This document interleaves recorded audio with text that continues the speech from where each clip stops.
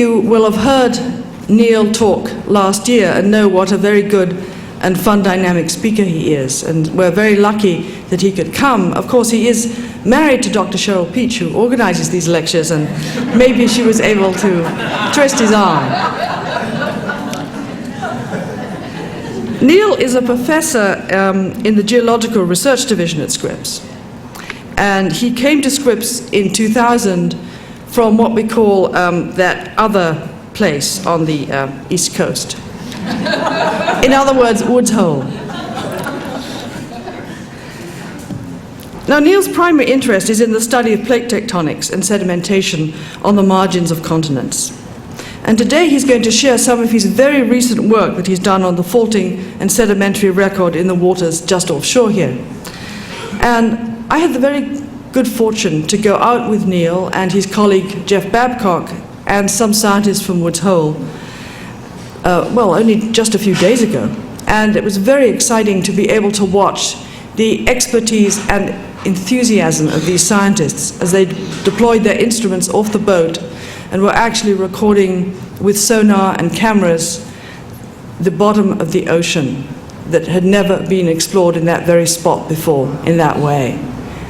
It was like suddenly being able to go to a spaceship and look at Mars. This is something new and exciting.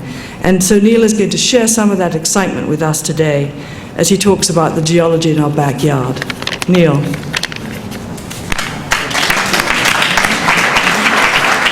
As Nigella pointed out, my interest is in what shapes landscapes and seascapes, the processes that shape the surface of the earth that we see, that we walk on, and the surface beneath the water, okay? So today, some of you, I gave a lecture about a year ago, and I'm going to introduce some of the concepts again, but I'm going to present some of the data that we've collected since that last talk that shed some light on the processes that have shaped La Jolla.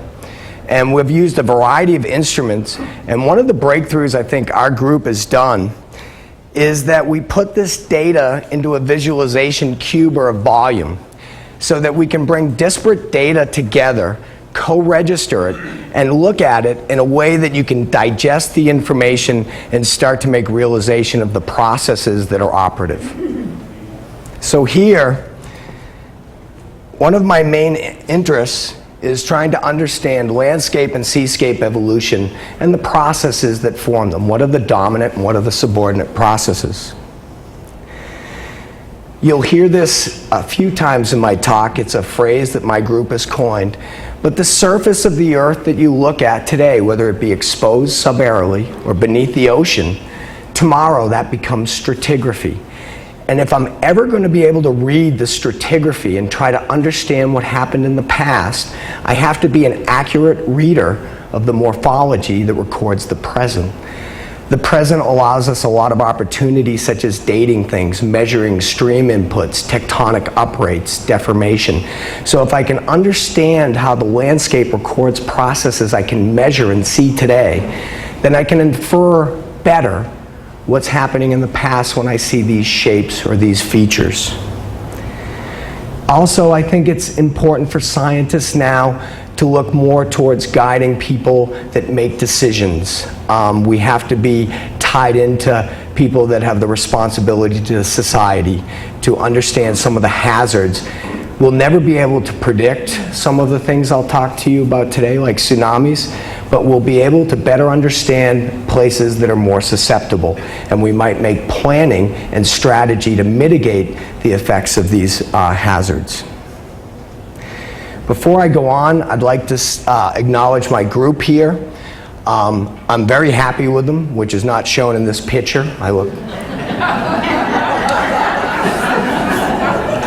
I'd like to start off, J.P. Walsh, the second in from the left, is a postdoc in my group doing some really great science and has contributed some of what I'm going to talk to you about today. Jenna Hill in the left is a graduate student doing PhD work. She's working on the U.S. East Coast.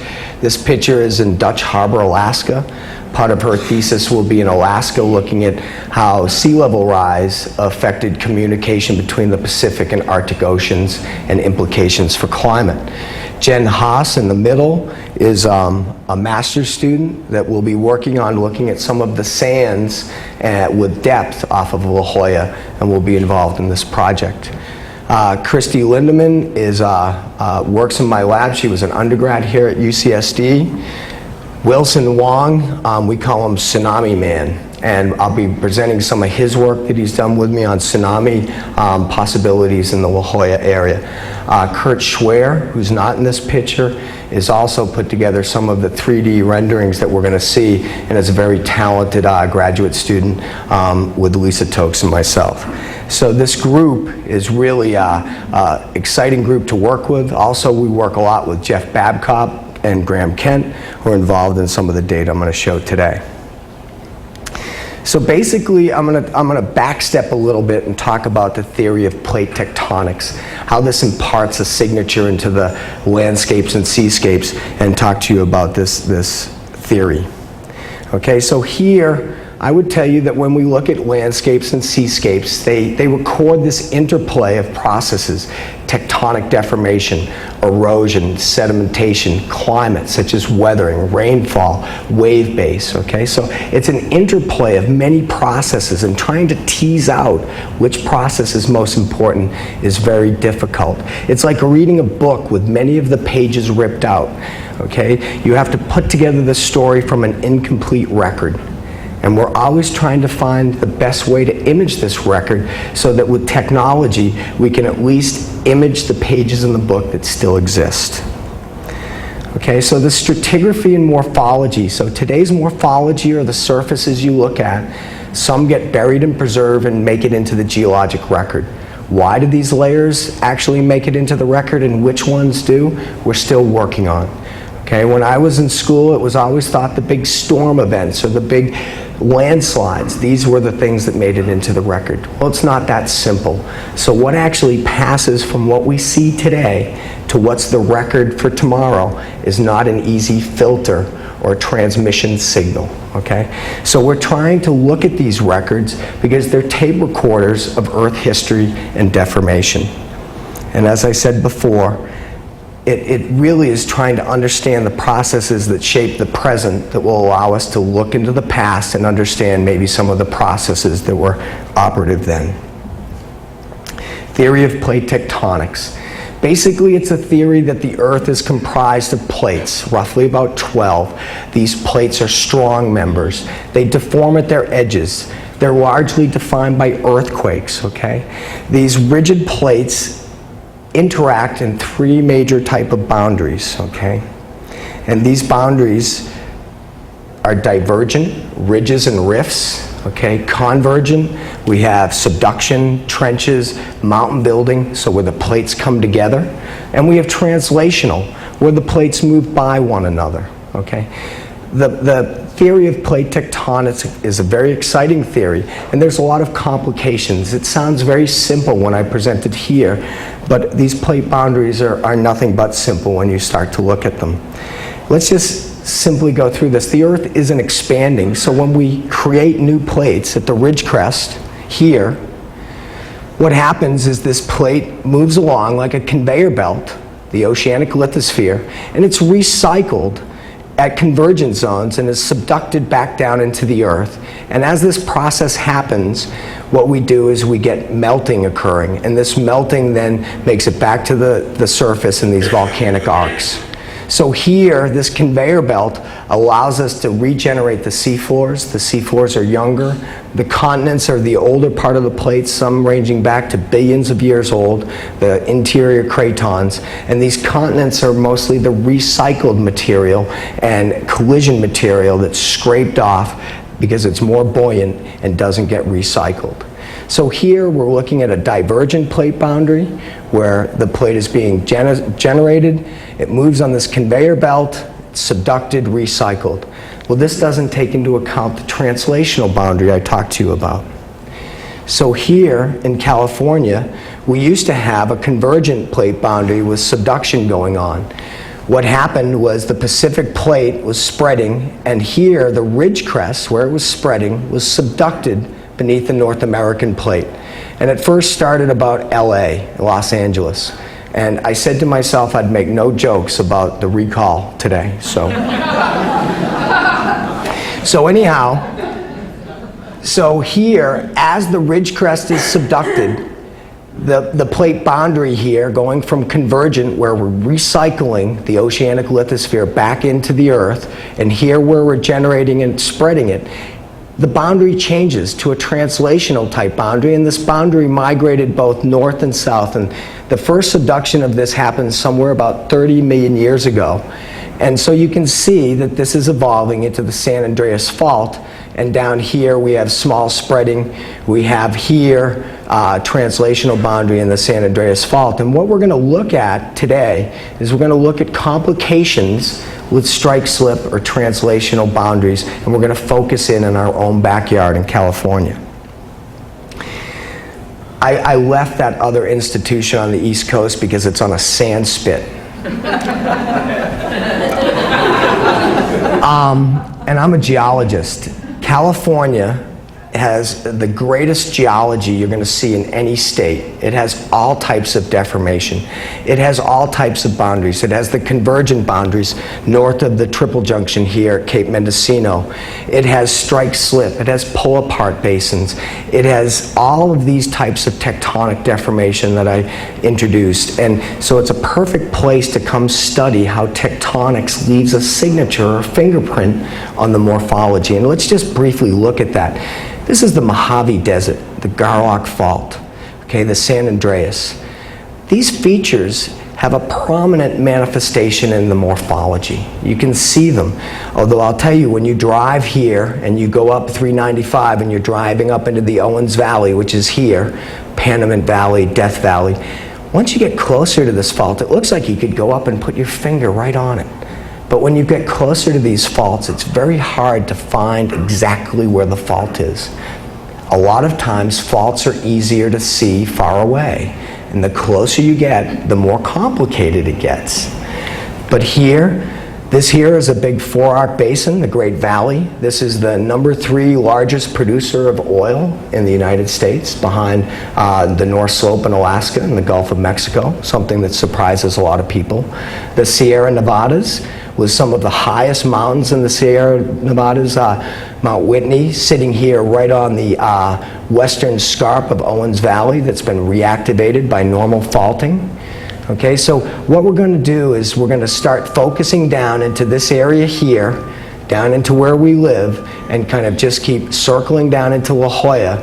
But California, we've done studies in Lake Tahoe that I presented last time, and the tectonic deformation and some of the understanding that we've developed from California, I think, has really given us good insights into this interplay between tectonics and morphology. So what are some of the things we're studying? Why are we motivated to go out and study this area?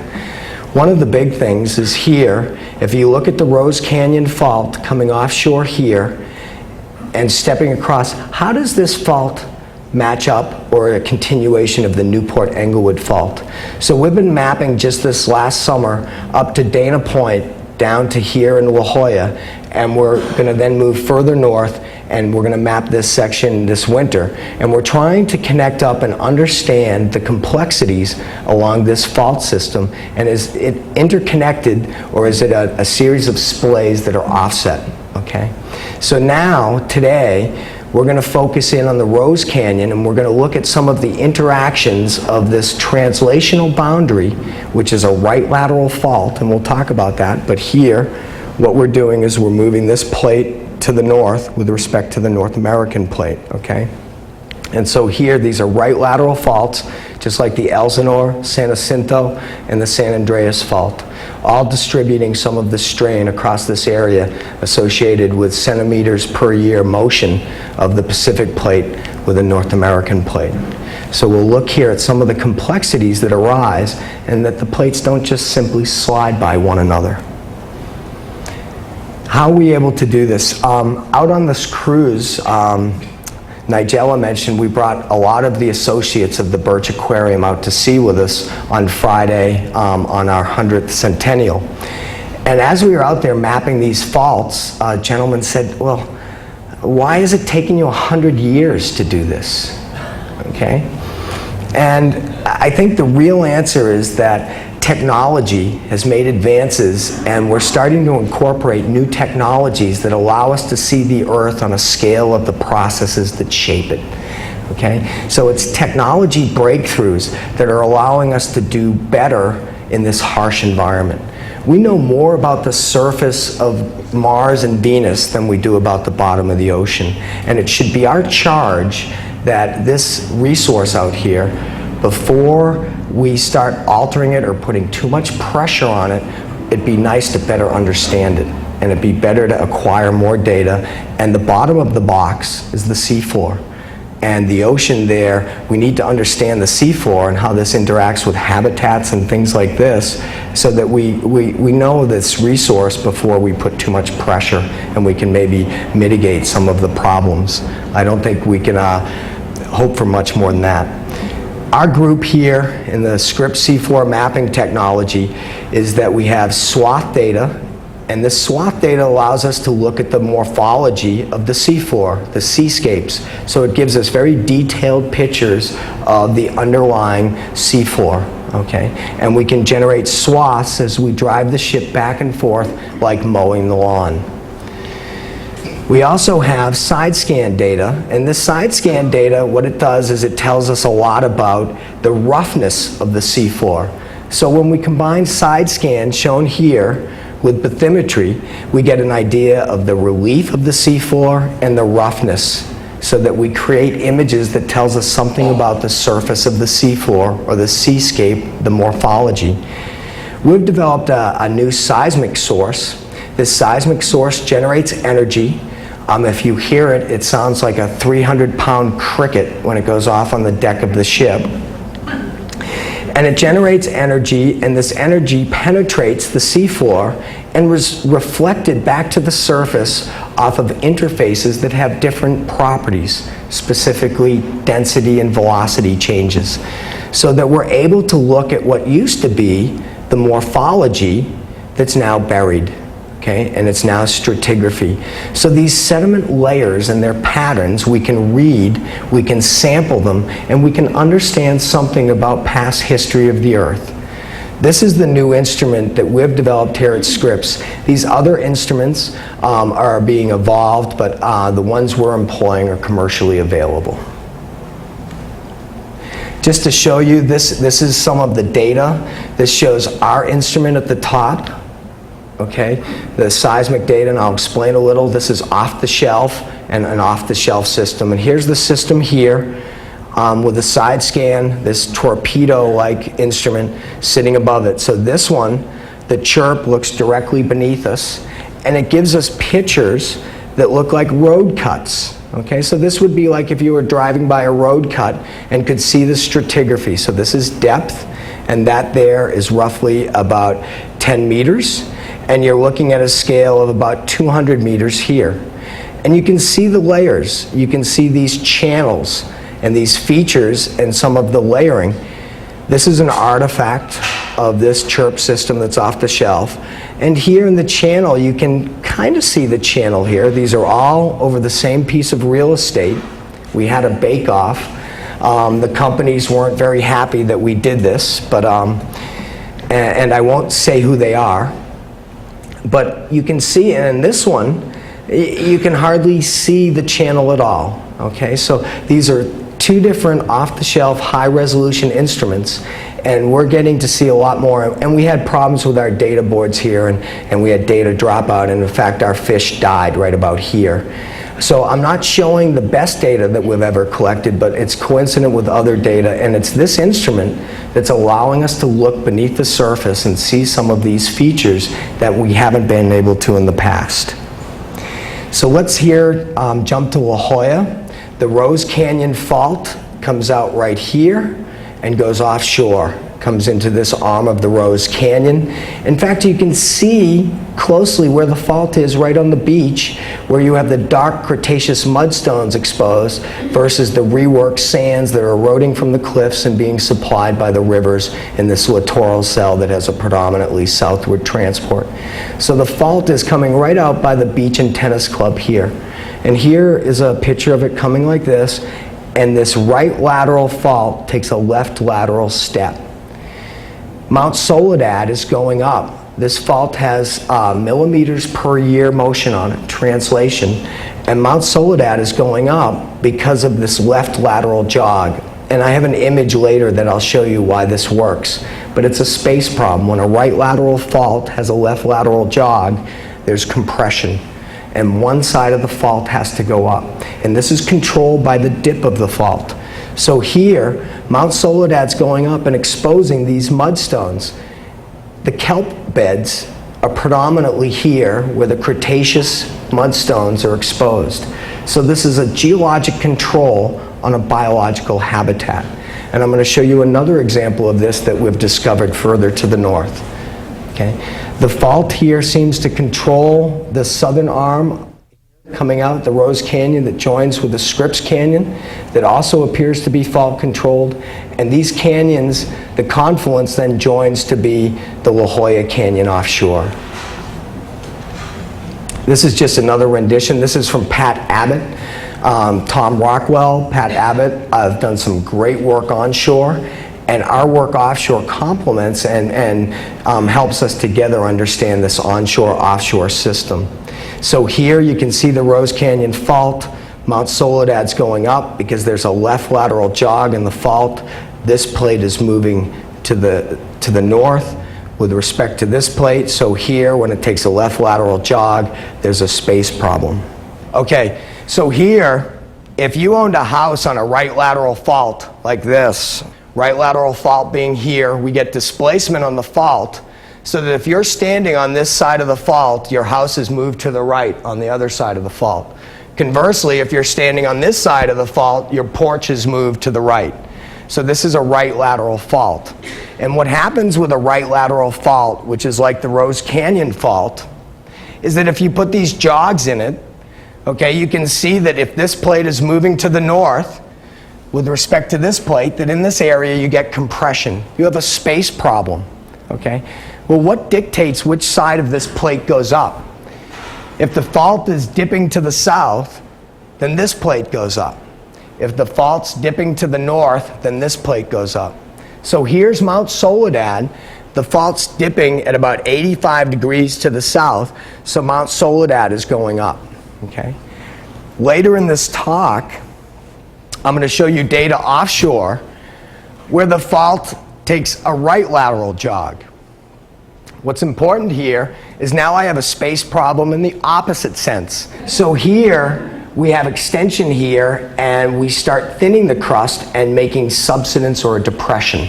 So here the thing to take away is if I have a right lateral fault with a left lateral jog, I get compression and uplift. If I have a right lateral fault with a right lateral jog, I get extension or subsidence, okay? All right, so this is about the point where we showed some data in the last talk. So from here on out, the review period's over. We're now going into new stuff, okay? So in fact, we added the bathymetry. So I ended last time showing this rendition. This is the topography of La Jolla with this aerial photograph draped over a digital elevation model with the offshore. Okay, so here's the Rose Canyon, the Scripps Canyon bifurcating going into Black's Beach, great surfing spot there. The fault curls out and goes out here. I want you to notice this little indentation. Look at the shoreline. The shoreline again steps out abruptly here. And we'll come back and talk about this a little later in the talk, okay?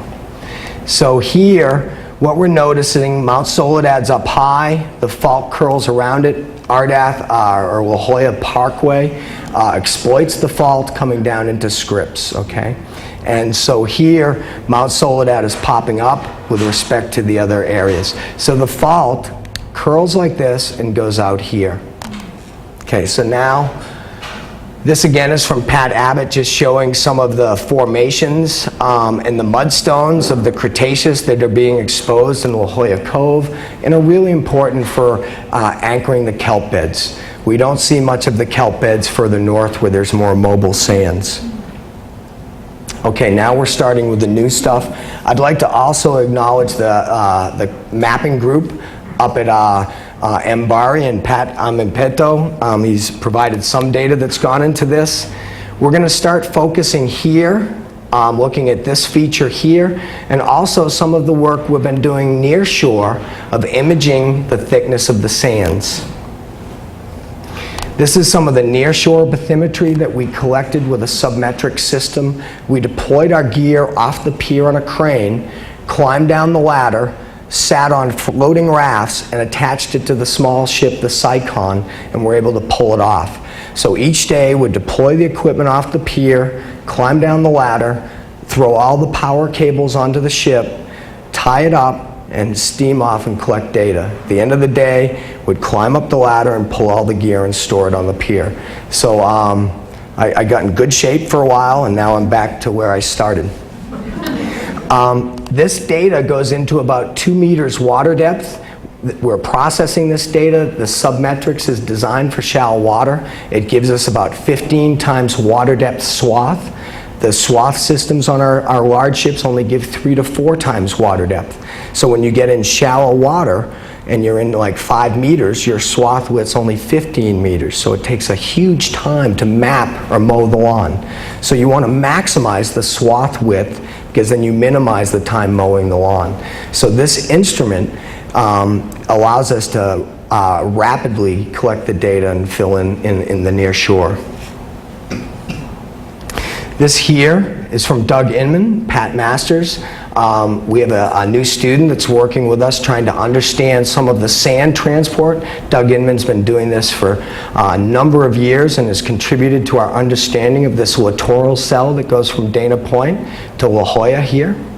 And what you'll notice is that 2 of the largest drainage systems, Doug has pointed out numerous times that these drainage systems, the Santa Margarita and the San Lily Ray, that this is probably accounting for a majority of the sediment coming in this littoral cell, and where they enter into the system is very near one another, okay? So this is an important sediment source. The sediment transport from Doug's work is predominantly to the south in this littoral cell, and then we enter into the Mission Bay littoral cell as we go south. So this is the end of the littoral cell. The sediment doesn't seem to make it around the point, okay?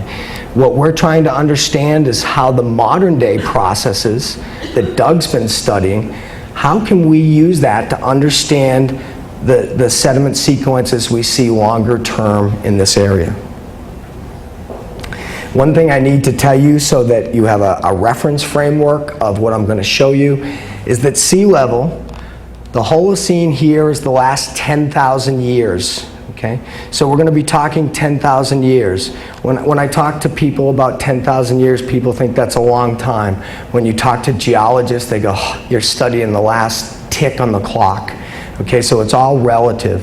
All right, so this is very high resolution studies to a geologist. 10,000 years sounds pretty long to us. So here, about 18,000 years ago to 21,000 years ago was the last glacial maximum.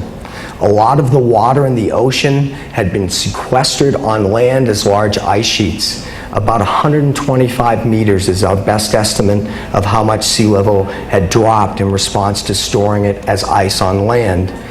As the sea level rose, it did it in fits and starts with pauses that were slow. Okay, so as sea level rose back to the present, it wasn't uniform, it wasn't linear.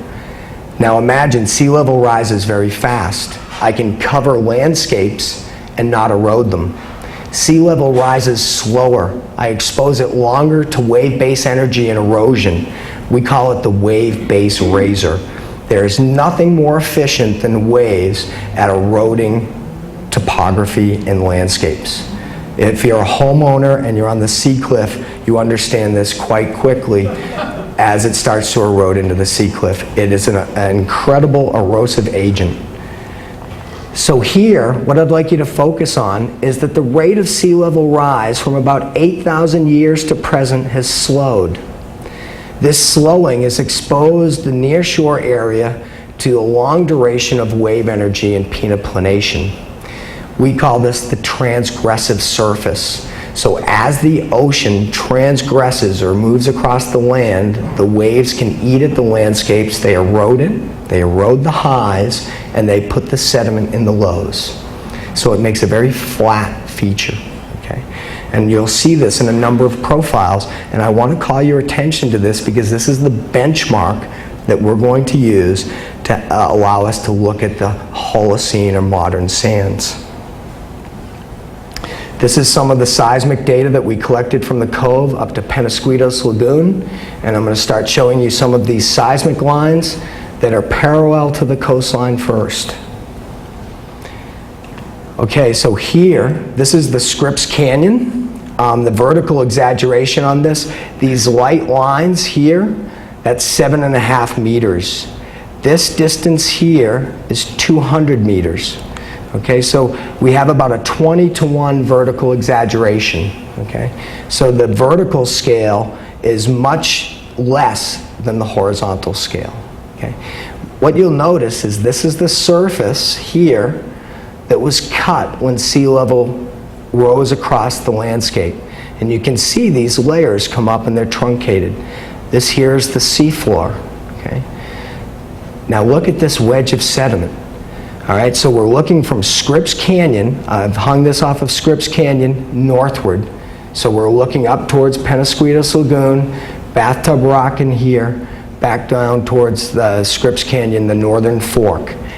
Look at the thickness here. We're talking about 25 meters of Holocene sands, or sands that were deposited since the sea level rose across this landscape and truncated and eroded the underlying morphology.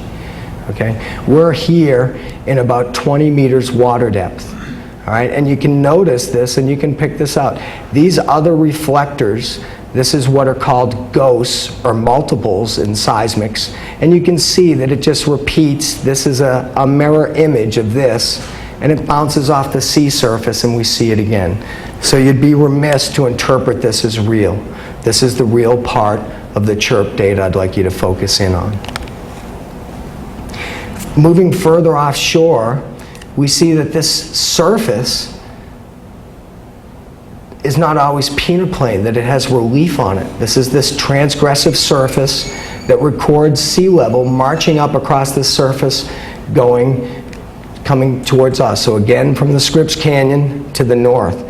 So this is a long strike, and there's a lot of variability in the relief of this surface along strike. I'd also like to call your attention to these features here. Look at how laminated they are, and they onlap or pinch out against this relief. What we've noticed, and I'm going to show you a series of profiles, what we've noticed is the Holocene sands have very little changes in their character. They're transparent. So that means they don't have much change in their density or velocity that would give rise to a reflector.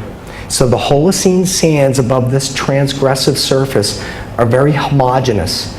We might interpret that the wave energy is winnowing out the fines and sorting these sands and removing the fines offshore. Okay, so the sands are very uniform, they don't have differences. As you look here, there's these laminated packages, and I'll show you, they only occur near the Scripps Canyon. And what we think is that the canyon plays an important role during the sea level rise. The story goes something like this. Here I have a depression or a canyon. As sea level starts to rise, what happens is this canyon acts as an inlet. It allows the water to flood in behind and fill lowlands in the behind area. So you have barrier beaches offshore that are seaward of this area, and this would be like a lagoon. And the reason we think it's laminated here is that you've got muddier sediments, they're protected from the high energy reworking, so you get lamination. And these laminations we think record a lagoon developing behind the inlet, where seaward you have a barrier beach. And I'll show you a few more lines to this that attest to this. So now what I'm going to do is now that we're kind of all experienced in looking at these records, I'm going to hang all of these profiles off of the Scripps Canyon. That's to help register you, and we're going to look to the north, this being near shore, running parallel to the coastline, and systematically moving offshore. This is the line that I showed you with much more vertical or exaggeration. I think it was this one here, and I showed you this line offshore. I'm going to show you some blow-ups to highlight some things. The Holocene sands pinch out near Bathtub Rock. We believe this is the Delmar Formation. It's an estuarine formation. It's lithified. It's shelly. It has articulated shells in it, and it grades into a sand as the barrier beach migrated across the estuarine region. But this is the Holocene sands, so their thickness along the strike of the margin is not uniform. It varies and thins to the north, okay? So this is something that we didn't know when we started because it's not demonstrated in the bathymetry. You would not predict this by looking at the surface of the seafloor itself. So here, how much of these sands are mobile? How much are available to be reworked, be brought back to the beach in fair weather conditions? We need to understand this because this is our sediment supply that's actually recording input after the last sea level rise. Another thing that we found interesting is across the Scripps Canyon, here's the transgressive surface here. Many times the thickest sediment after the sea level rise was to the south of Scripps Canyon, and in fact the thickest sediment that we found in this littoral cell was right out in front of Scripps. It's in between the two canyon heads. So if sediment transport is running from north to south, how do we get it across this canyon? Was the canyon maybe filled or during the low stand and wasn't an efficient trap? Was sediment moving around the head of the canyon? These are things we need to investigate. What are the sources of the sands? We have an interplay of the cliff erosion versus river input. And there's a debate of which one is dominant and which one is subordinate. Does it change through time? We don't know, okay? But that was something that we hadn't expected. Here's these deposits again, these flat-lying deposits that onlap, and you can see them in these bottom three lines. If I back up, you can see them here, you can see them here, and you can see them here. So they're on the outer part of the shelf where we believe that flooding through the canyon infilled this low. See the topography on this feature? There's about 30 meters of relief, and the estuarine area came in and filled to the same datum on each of these profiles, which is consistent with it being an estuary or flooding in behind the barrier beach. This is now a dip line, so the other lines we call strike lines. They run parallel to the shoreline. Now we're running from shallow water, across the canyon head, out to deeper water. You can see this transparent area here. You can see the roughness on this transgressive surface, and here's the onlapping packages I talked to you about that have more reflectivity that we think might be estuarine. And we'll be out sampling this in next summer with a deep vibra core to try to sample these and test our predictions based on the seismic data. Okay, so now we're interested in this because here I'm looking at timescales that are thousands of years. Researchers here at Scripps are looking at timescales that are years, monthly, daily of the wave activity, the sediment transport. How can we jump scales to understand what are we looking at today that makes it into the geologic record, and how are these processes integrated over longer timescales? Okay, that's what I'm interested in, trying to understand sediment budgets. Where did the sand come from? So can we establish sediment budgets above the transgressive surface and look at its thickness and distribution and understand whether the river sources have played a dominant role, or is it cliff erosion, or is it some combination of the two? So here, as we look at this area here, I told you that we're going to look at an area where we see subsidence, or what we think is a right lateral step. Okay, so here is another area offshore that's shallow, the contours take a rapid jog to the west, and we have this platform sitting up here. The fault enters here and exits here. So again, this is another left lateral jog, and would tell you that this area is undergoing uplift, and this is very analogous to what's happening at Mount Soledad, except for the dip of the fault might be dipping to the north this time, and this area is popping up, and it's causing the isobaths, or the contours, to step out seaward and give us this broad plateau. Within this plateau, however, there's complexities that I'm going to show you, and basins developed. There's a lot of theory in tectonics about what happens when there's a right lateral jog with right lateral faults, or a left lateral jog with left lateral faults, something that makes extension. Here, this is from Deep Springs Fault, which is just east of Owens Valley.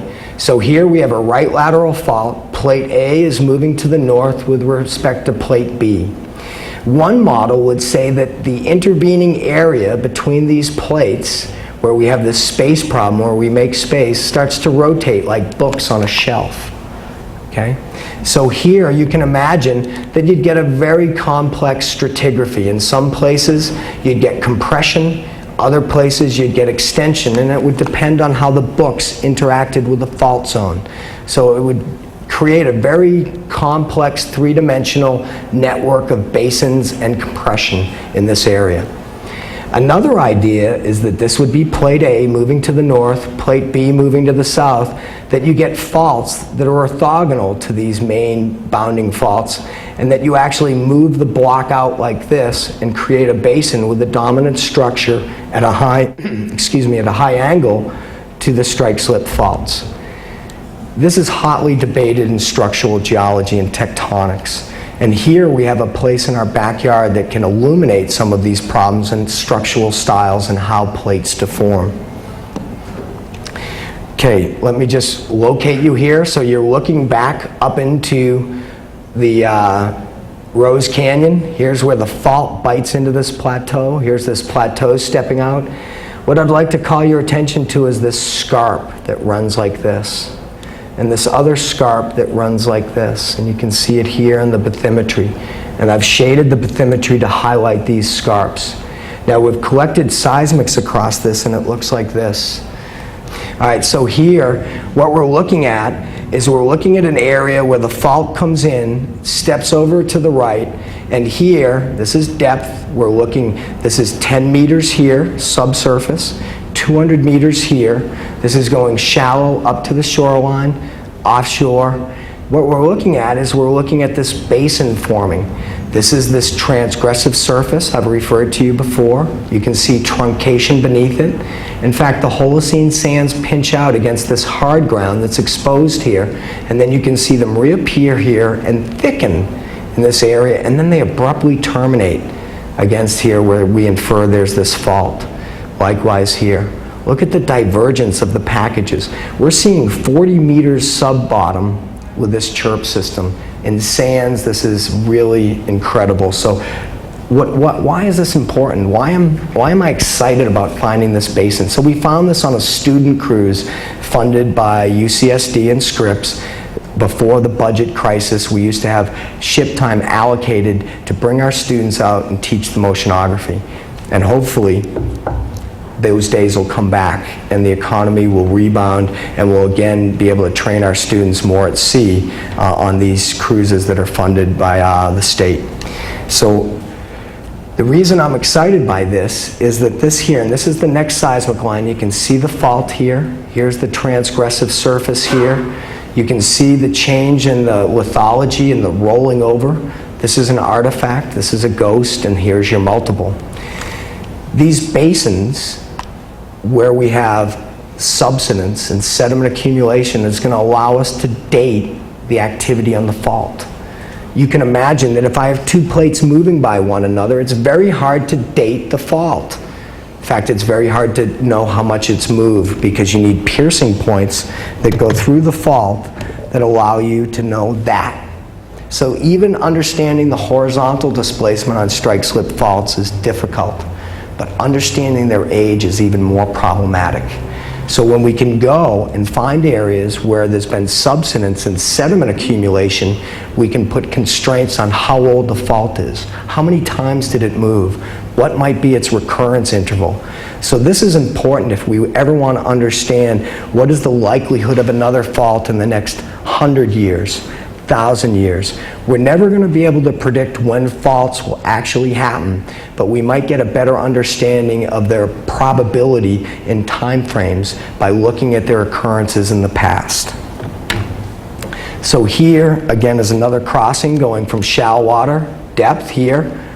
So here, looking at this thickness of the Holocene, and you see that offshore, it pinches out, and here's exposure of hard grounds here.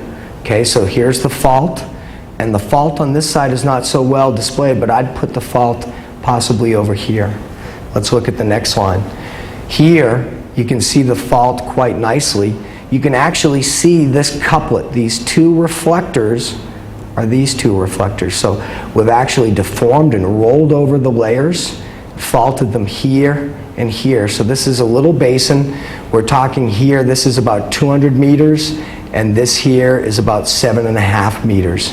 So keep in mind, these are highly vertically exaggerated, but this shows for the first time some of these features offshore that we weren't able to image in the past.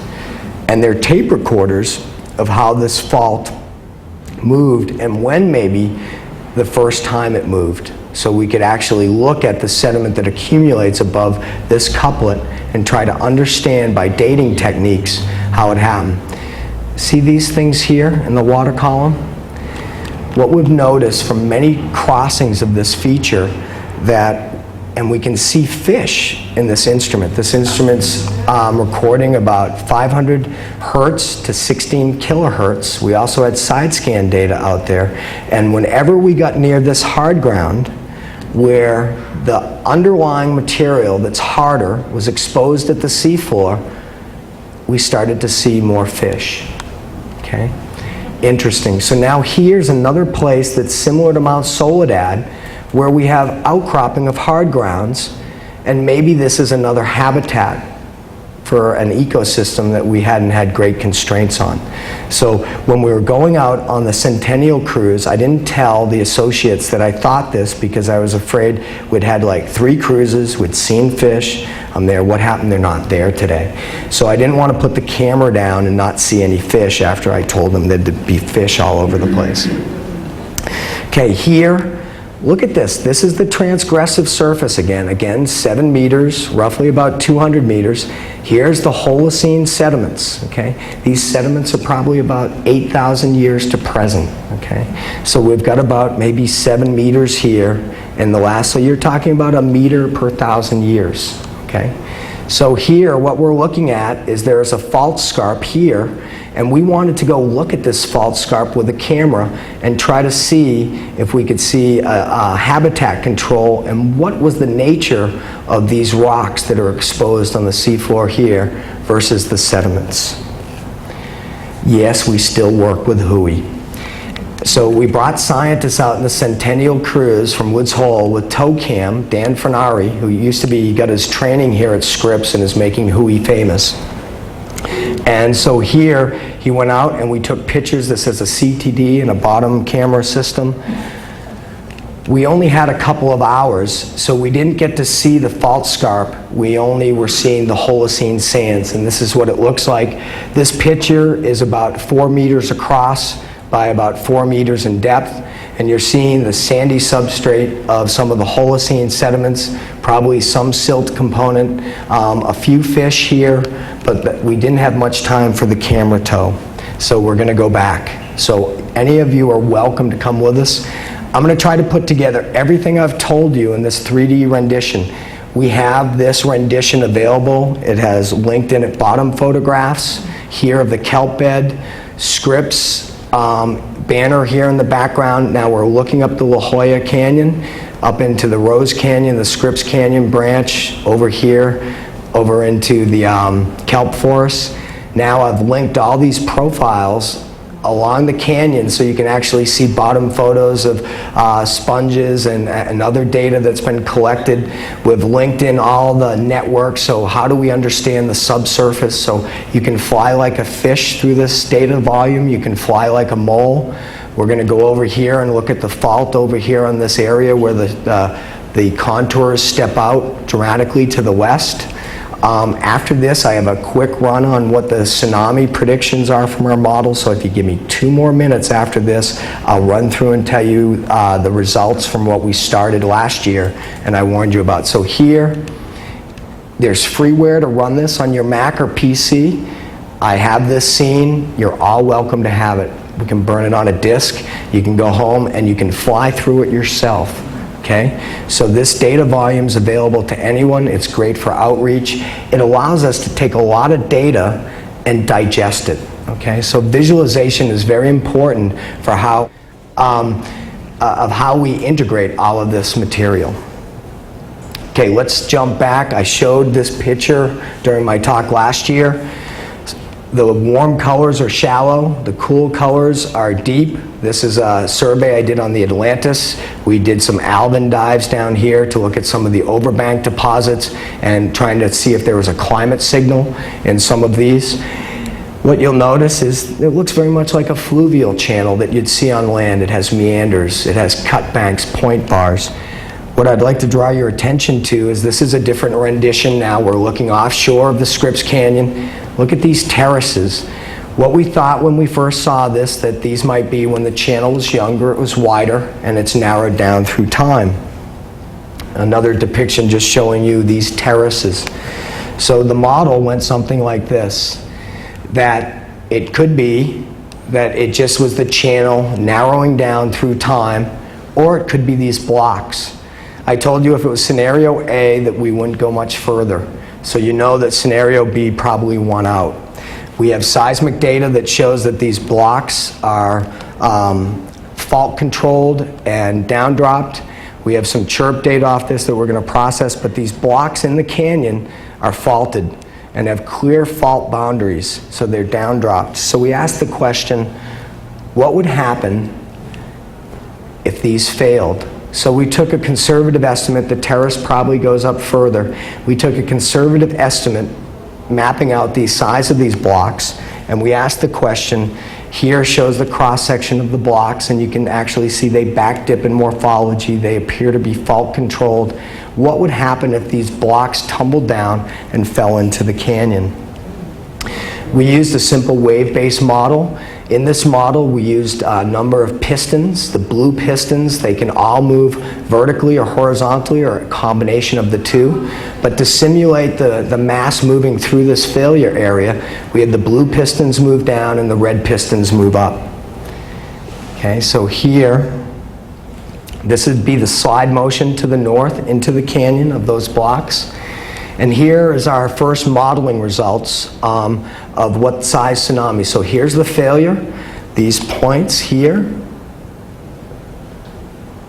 This point here corresponds to here. This point is right out inside of the director's office, which is right here. So in 4 minutes, a tsunami would pretty much be on top of the Scripps director's office. This shows the 8-minute. Tsunamis travel about 400 to 500 miles an hour in deep water. They travel about 60 to 80 miles an hour in shallow water, and it depends on a lot of the frictional forces. So here, let's just look what the director might observe one day after this happens. So here he's sitting kind of pondering the future of Scripps, and he sees a large wave come in that's probably about 1 meter, and the surfers are doing a great job. Then they're all grounded, and none of the surfers can get back out, okay? Followed by that is a 6.5 or a 6.4 meter tsunami wave that would come in at about 80 miles an hour. Okay, so here, what does that mean? So here, if we look at Scripps, what we've done is we've put on the 6-meter elevation here. Okay, in the summer months, about 17,000 people a day visit the La Jolla Shores Beach. If you recognize any of these streets and you're a homeowner, we'll put you on the phoning list. Property values, I would say this is, I didn't see many houses in this area that were at this price, but this is what the UC professor and sociologist gave us as estimates. I don't see that till you get to Canada. So anyhow, so what we're seeing is that if these blocks fail, we have very short time to respond, and this area, a wave about 6 meters will crash on us about 80 miles an hour. So it's something to think about. These canyons are also, they're inlets during sea level rises. They provide estuarine areas. They're probably areas where archaeology would be focused. They're also areas of hazard. Another thing that you can take away today is we're trying to understand the sediment budget. Where does the sediment come from on longer time scales, and how can we integrate some of the great work that's been done on short time scales to understand this Holocene sediment thickness? And with that, I'll leave you where I kind of left you last time. We're teasing out some answers. We're raising more questions. It's a fascinating area here in La Jolla, and thank you for your time.